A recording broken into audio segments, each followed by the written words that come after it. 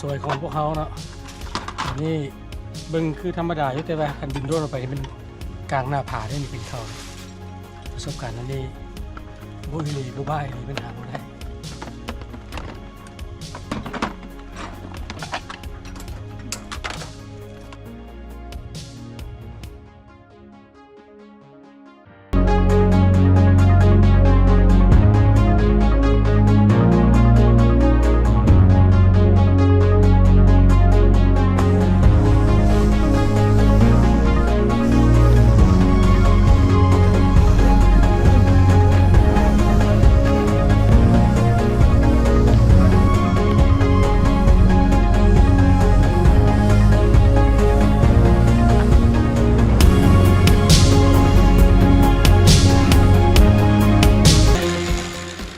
ตอนนี้เขามาเข้าจุดไฮไลท์เนาะของ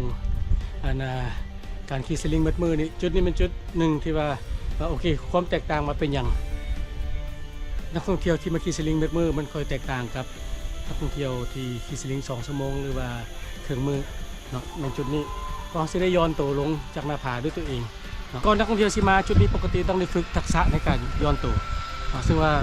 โดยรวมแล้วเป็นบุญยากง่ายเนาะแต่ว่าก็มีความปลอดภัยสูงเพราะว่างานที่มีระบบเบรกที่ว่าได้รับความปลอดภัยสูงที่มีความปลอดภัยสูง